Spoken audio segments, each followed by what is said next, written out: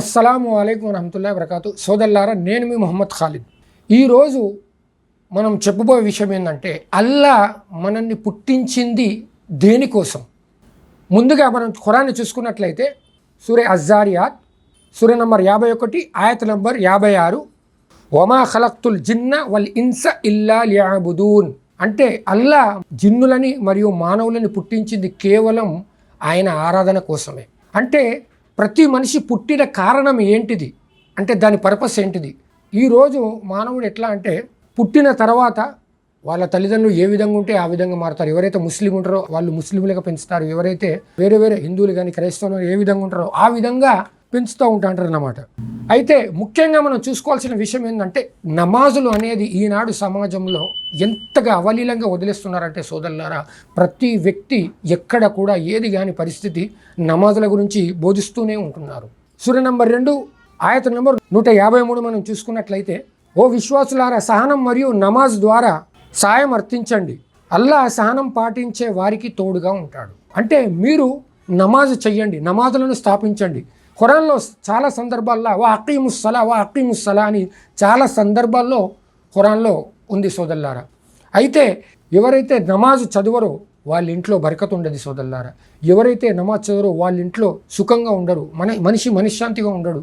ఇంట్లో నమాజ్ చదవడం వలంగా ఎన్ని ఇబ్బందులు ఉంటాయంటే సోదరులారా, ఒక వ్యక్తి నమాజు ఏ ఇంట్లో అయితే చదువుతాడో తన ఇంటి వారికి తన పిల్లలకి తాకీదు కంపల్సరీ చేయాలి సోదరులారా నమాజ్ గురించి.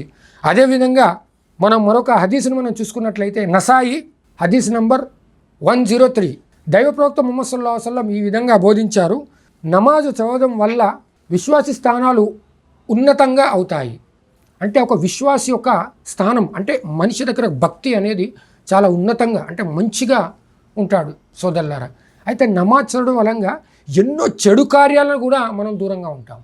ఈ రోజులలో చాలా వరకు ఎలా అయిపోయిందంటే సోదరులారా, నమాజ్ అంటే కేవలం జుమా నమాజు, కొంతమంది జుమా నమాజు లేదా ఈదుల్ ఫిత్ర్ ఏదైతే రంజాను, ఏదైతే ఈదుల్ అజా బక్రీద్ నమాజు లేదా జనాజా నమాజు ఎవరైతే చనిపోతే, ఇది ఎలా అంటే ఆట్కి కాట్కి సాట్కి సాల్కే దో టక్కర్ అనే విధంగా కొంతమంది అయితే నమాజులు ఈదుల్ ఫిత్ర్ ఈదుల్ అజా నమాజ్ చదవకుండా కేవలం జనాజా నమాజు చదివే వాళ్ళు కూడా ఉన్నారు.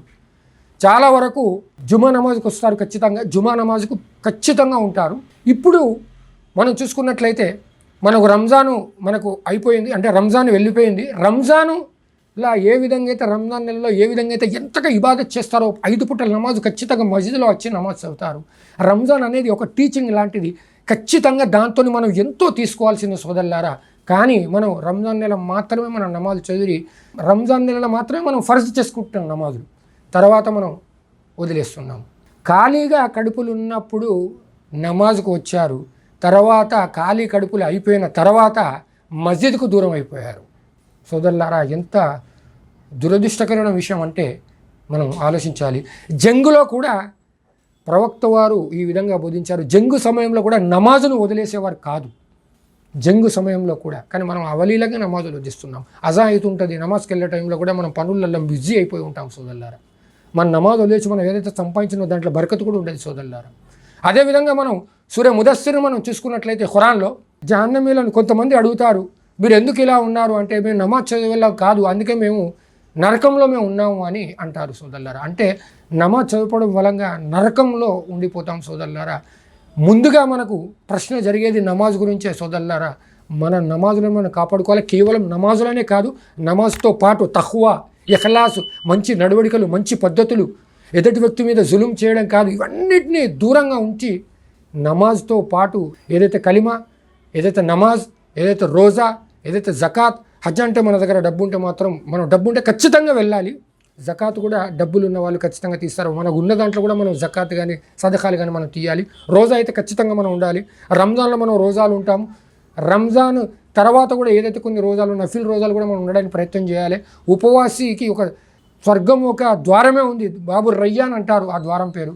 సోదరులారా, మనకు అనేక సందర్భాల్లో ప్రతి వ్యక్తి ప్రతి సంవత్సరం రంజాన్లో కానీ ఎప్పుడు కానీ నమాజులు కాపాడుకోండి అని ప్రతి ఒక్కరు మెంబర్ మీద ఎంతో ఆలిమ ఎంతో ఒలమాలు కూడా ఎంతో వరకు చెప్తున్నారు సోదరులారా. నమాజులను కాపాడుకోండి. ఎందుకంటే నమాజులు చేయకపోవడం ఈనాడు ముస్లిం సమాజంకి ఎన్నో ఇబ్బందులు జరుగుతున్నాయి, ఎన్నో కష్టాలు, ఎన్నో పరిస్థితులు ఎదుర్కొంటున్నాం సోదరులారా. మనము నమాజులు చదవాలి. మన కుటుంబంలో ఎవరు ఉన్నా కానీ వాళ్ళకి ఖచ్చితంగా నమాజ్ గురించి చెప్పండి. వారికి పిల్లలకు కూడా తాకీదు చేయండి, పిల్లలకు కూడా నమాజ్ గురించి చెప్పండి. సూరాలు, కలిమలు అన్నీ నేర్పాలి సోదరులారా. ప్రతి వ్యక్తి బాధ్యత సోదరులా. నేను 5 పూటలు నమాజ్ చదువుకుంటాను, నాకేం అవసరం, ఎదుటోడు ఏమైపోతే నాకేంది అన్న పరిస్థితిలో మనం ఉండద్దు సోదరులారా. నమాజ్ గురించి ప్రతి ఒక్కరికి చెప్పాలి. ఎవరైతే నమాజ్ చదవరో వాళ్ళని తీసుకెళ్ళాలి మస్జిద్కి వెళ్ళి. మంచి స్నేహితులను పట్టండి. నేక్ లోసే దోస్తి, ప్రతి మంచి వ్యక్తులతో విశ్వాసులతో దోస్తి చేయండి. వారికి నమాజ్ గురించి చెప్పండి. షిర్కు నుంచి కాపాడండి. షిర్కు భయంకరమైన పాపం, అల్లా క్షమించరాని పాపం. చివరిగా నేను అల్లాతో దువా చేస్తున్నాను, మనము నమాజుల గురించి ప్రతి వ్యక్తికి చెప్పే భాగ్యం అల్లా మీకు నాకు ప్రసాదించుగాక. ఆమీన్. వా ఆఖిరు దఅవానా అల్హమ్దులిల్లాహి రబ్బిల్ ఆలమీన్. అస్సలాము అలైకుం వరహ్మతుల్లాహి వబరకాతుహు.